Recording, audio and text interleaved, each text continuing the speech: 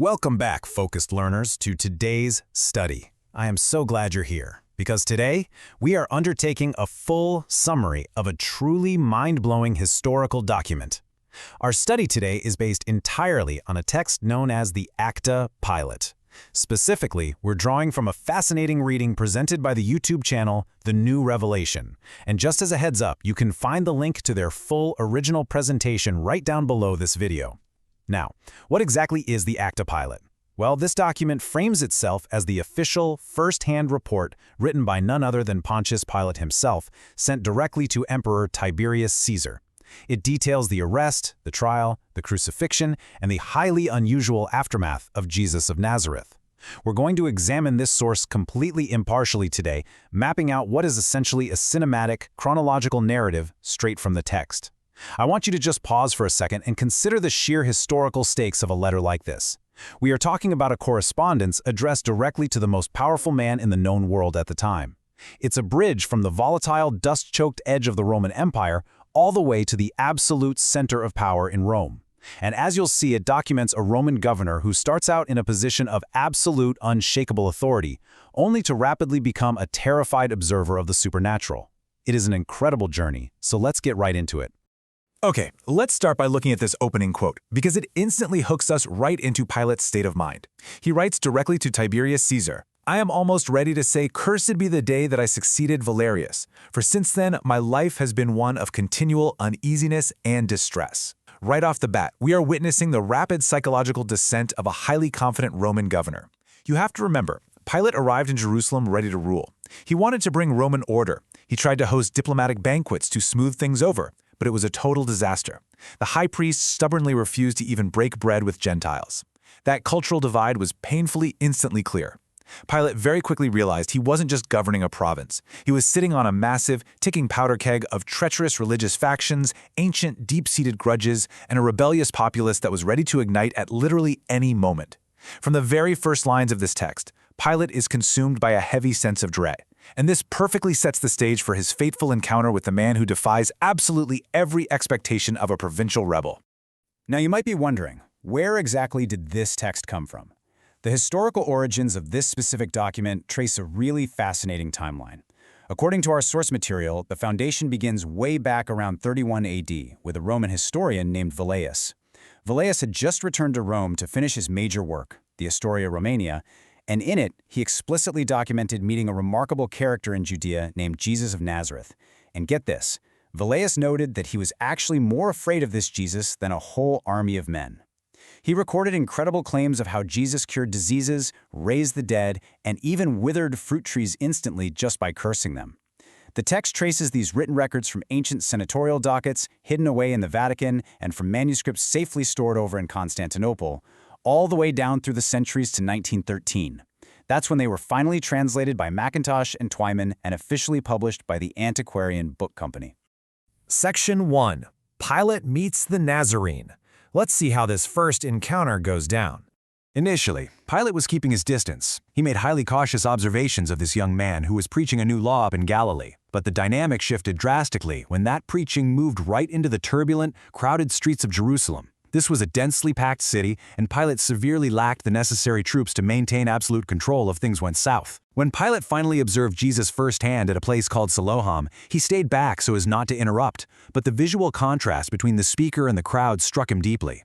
On one side, Pilate describes Jesus of Nazareth. He notes his golden-colored hair and beard, what he calls a celestial aspect, and the most serene countenance he had ever seen on a man of about 30 years old. Then, on the exact opposite side of the spectrum, you have the listeners. Pilate describes the tumultuous, rebellious populace of Jerusalem, with their black beards and tawny complexions. The contrast was absolutely stunning to him. The calm, majestic, almost otherworldly energy of the Nazarene stood out like a sore thumb against the chaotic, completely unpredictable crowd that was constantly surrounding him. The real turning point for Pilate happens when he decides he needs to know, for sure, whether this man is an actual threat to the Roman Empire. So Pilate uses his trusted secretary, a man named Manlius, to secretly listen in on Jesus' street sermons. Manlius reports back with a specific, incredibly strategic maxim from Jesus. Apparently, a rebellious local was trying to lay a trap, trying to get Jesus to speak out against Rome. And Jesus responds with this famous line, Render unto Caesar the things that belong to Caesar, and unto God the things that are God's. This highly calculated answer was a game-changer for Pilate. It completely convinced him that Jesus was actually a friend to Rome, not some seditious rebel trying to usurp imperial taxation. And because of this, Pilate did something surprising. He secretly extended his total protection to the Nazarene. He afforded him unlimited freedom to speak, gather disciples, and address the people without any Praetorian Guard interference whatsoever. Section 2. A private warning. As we'll see, that unlimited freedom didn't last long. Yeah, so that secret freedom Pilate gave him, it quickly started to backfire. Jesus' unfiltered, increasingly severe preaching started to deeply offend the incredibly powerful, established elites of Jerusalem. A massive political machine was essentially building against him. Pilate realized that while the poor and the destitute absolutely loved the Nazarene, the rich and powerful wanted him utterly destroyed, and all the different factions were suddenly uniting against this one guy. You had the Herodians and the Sadducees. Now, they already hated the Roman yoke, and they were furious with Pilate for using sacred temple treasure to build aqueducts and for hanging Roman banners right in the holy city. Then you had the Pharisees. They were incredibly bitter over enduring 3 years of public severe reprimands from Jesus. He famously called them painted sepulchres, basically saying they looked beautiful and righteous on the outside, but inside they were full of dead men's bones. Ouch. And finally, you had the populace. Pilate describes them as reckless and highly susceptible to bribery that was being funded straight out of the vast temple treasuries. So you have this entire political and religious ecosystem actively weaponizing against one single man. The intense psychological reality of Pilate is fully exposed when he finally decides to call Jesus into the praetorium for a private meeting. He wants to warn him about the impending danger. Now, Pilate proudly notes in his letter that he has tough Spanish and Roman blood flowing through his veins. He's a military man. He considers himself inherently incapable of fear or weak emotion. Yet, when the innocent Nazarene steps into the quiet halls of the praetorium, Pilate is entirely undone. He writes, "My feet seemed fastened with an iron hand to the marble pavement, and I trembled in every limb as does a guilty culprit." Just standing there in the heavy, silent presence of this extraordinary, calm man completely paralyzes the single most powerful Roman official in all of Judea. It's a stunning admission of vulnerability. During this tense, private meeting, Pilate literally begs Jesus to tone down his speeches. He just wants him to avoid inciting the elites any further. Pilate even offers to make the praetorium itself a sacred asylum. He pledges to use Roman power to protect Jesus day and night from the corrupt priests who are actively plotting his murder. But Jesus gives Pilate what he describes as a grave and divine smile, and he completely refuses the protection of Rome. He states, "When the day shall have come, there will be no asylums for the Son of Man. The asylum of the just is there," and he points right up to the heavens. Jesus tells Pilate that his blood must inevitably be spilled to fulfill the ancient writings of the prophets. And then, astonishingly, Pilate reports that Jesus simply disappeared from the room.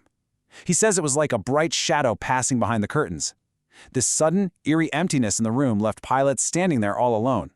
He mentions that a massive, heavy physical burden lifted from his chest, yet he was left feeling deeply, deeply unsettled by the whole thing. Section 3. The trial and mob. Things are about to spiral completely out of control. The tension in the city hits an absolute boiling point with the arrival of the Passover solemnities. Jerusalem is overflowing with an agitated, tumultuous populace demanding blood. And Pilate? He's trapped. He's stuck in the city with only a handful of veteran soldiers, completely cut off from any military reinforcements from Syria. Just as the situation is reaching critical mass, Pilate faces a desperate, deeply personal intervention. His wife, a woman from Gaul who claimed to have the ability to see into the future, throws herself weeping at Pilate's feet. She explicitly warns him, begging him not to touch the holy man. She details this horrifying prophetic vision she just had. In it, she saw Jesus walking on turbulent waters and commanding tempests. She saw the torrent in Mount Catherine flowing with literal blood, and most terrifying of all, for a Roman governor, she saw the grand columns giving way, and the sacred statues of Caesar filled with Gemini, which were terrible omens of doom, all while the sun darkened in the early morning. You have to understand, Roman religion was deeply tied to omens. Statues of Caesar giving way meant the very foundation of the empire was fracturing under divine wrath. She pleads with Pilate to fear the wrath of the heavens far more than he fears the Roman Senate. Completely desperate at this point, Pilate actually attempts to use the Jews' own complex legal system to save Jesus from the howling mob. Standing out there before the furious crowd, Pilate brilliantly outlines how they're completely ignoring their own sacred laws of execution. He reminds them, point blank, that criminal judges are required to fast for 1 whole day before passing a death sentence. He argues that the Sanhedrin must formally sign the sentence and review it the following day. He points out to the crowd that they haven't stationed a man with a flag at the door, nor had they dispatched a horse crier to seek witnesses in Jesus' favor. These were vital legal safeguards meant to ensure every possible witness could come forward to save a condemned man. Furthermore, he yells out that they are denying Jesus his absolute legal right to turn back 3 times to plead his case. Pilate is literally trying everything. He's using every logical and legal mechanism available to awe the crowd into subjection and save the man's life. But it doesn't work. They simply scream back, "Crucify him!" Despite all his imperial power, Pilate ultimately fails. He orders Jesus to be scourged, secretly hoping that the brutal sight of blood will satisfy the mob's rage. But it doesn't. It only fuels their frenzy. In an act of ultimate defeated surrender, Pilate calls for a basin of water and washes his hands right in front of them. Let's linger on Pilate's feeling of utter helplessness here. The water slipping through his fingers physically mirrors the total, absolute loss of his unshakable Roman authority. He transitions completely, in that moment, from a commanding governor to a tragic, helpless observer. The mob takes Jesus, and the way Pilate describes this is chilling. He vividly describes the massive crowd not as walking, but swirling. He compares them to a rolling vortex of Tartarus, which is the mythological Greek abyss of torment. With howling screams and shrieks unlike anything he had ever heard, even in the most brutal Roman seditions, this infernal, whirling wave drags the innocent Nazarene away toward Mount Zion and Golgotha. Section 4. Crucifixion and Darkness. The natural world reacts to what just happened. The source text goes on to describe a catastrophic series of earthly reactions following the crucifixion. Pilate recounts standing there alone, leaning heavily against a marble column, as the bright midday sun rapidly darkened into this dreary, winter-like twilight. He notes the unnatural chill in the air and says the heavy gloom specifically reminded him of the terrifying atmosphere during the Ides of March, back when Julius Caesar was assassinated. Then, a loud, agonizing cry echoes down from Golgotha, seemingly announcing a profound suffering never before heard by mortal ears. Earthquakes violently strike Lower Egypt, shaking the ground and scaring the superstitious locals to the bone. Back in Jerusalem, the sheer terror is so acute that an aged, highly learned Jew named Balthasar of Antioch actually dies of sheer fright. The despair across the city is so absolute that Pilate even observes a hardened Roman standard-bearer mournfully veiling his imperial eagle in grief. That is a massive deal for a Roman soldier. The sheer, terrifying scale of these atmospheric events is perfectly encapsulated in a profound quote included in Pilate's report. A man named Dionysius the Areopagite, witnessing these dreadful signs in the darkened heavens and feeling the trembling earth, is reported to have exclaimed, "Either the author of nature is suffering or the universe is falling apart." Just imagine being a citizen in the 1st century, watching the sky turn pitch black in the absolute middle of the day and feeling the solid earth literally split beneath your feet. For the onlookers, this wasn't just some severe weather event, it was the terrifying, inescapable sensation that the very fabric of reality was tearing wide open. Section 5. The Empty Sepulchre. Because the story, as we know, doesn't end at the cross. 100. That is the exact number of elite Roman soldiers placed around the tomb. You see, the high priests were utterly terrified of Jesus' earlier prophecy that he would rise from the dead. So they came to Pilate begging for a military guard, paranoid that the disciples would sneak in during the night and steal the body. Pilate agrees, sending his captain to place Lieutenant Ben Isham and exactly 100 heavily armed, highly disciplined Roman soldiers around the sepulchre. Now remember who we're talking about here. Roman legionaries were the most lethal disciplined military force on the entire planet. Sleeping on watch meant immediate execution, period. The idea of a few grieving fishermen stealing a body from 100 heavily armed veterans on high alert, it was a sheer logistical impossibility. But then, we get the first-hand military report from Lieutenant Ben Isham regarding the 4th watch of the night. When Pilate intensely interrogates him about the empty tomb, Isham doesn't report a grave robbery. Not at all. Instead, he reports an overwhelming supernatural event. He tells Pilate that a soft, beautiful light suddenly illuminated the entire sepulchre. The air was suddenly filled with celestial music and voices praising God. Isham even describes seeing actual crowds of the dead walking around in their grave clothes, shouting in pure ecstasy. The sensory overload was so immense, so completely beyond human comprehension, that Isham says the earth literally began to swim and reel beneath his feet. It was so intense that this hardened, battle-tested Roman lieutenant actually collapsed, falling unconscious, face down in the dirt. In the frantic aftermath of that night, 2 deeply conflicting narratives emerged. On one hand, you have the Roman guard's terrifying truth. Lieutenant Isham explicitly states his men were completely awake all night, and again, remember, they were facing the death penalty if they admitted to sleeping on duty. They swore they witnessed the blinding light, the angelic voices, and the impossible vanishing of the body. On the other hand, you have the high priest's desperate cover-up. The high priests actually pull the traumatized guards aside and literally offer them heavy bribe money to lie directly to the governor. They want the Roman soldiers to claim that an earthquake struck, that they somehow all simultaneously fell asleep, and that the humble disciples somehow snuck past 100 elite guards to pull off a flawless grave robbery. But Isham absolutely refuses to accept the false narrative. He maintains his terrifying truth directly to Pilate's face. As Pilate finally wraps up this extensive, exhausting report to Caesar, he summarizes the ultimate realization that is settling over the entire region. It's an admission that's even being confessed in private by some of the priests themselves, that this man was pre-existent with Abraham. Pilate reflects on what he records as undeniable, endless miracles. He lists them out for Caesar: water converted into wine, disease instantly changed into perfect health, the dead brought back to life, raging storms and seas calmed by a simple spoken command, and even fish called up with silver coins in their mouths. Pilate points out to Caesar that the very elements of nature were seemingly like clay in Jesus' hands. And critically, Pilate notes that in all of these wondrous acts, Jesus never wronged a single individual. He harmed absolutely no one. His only real crime was creating deep, uncontrollable envy among the religious elite.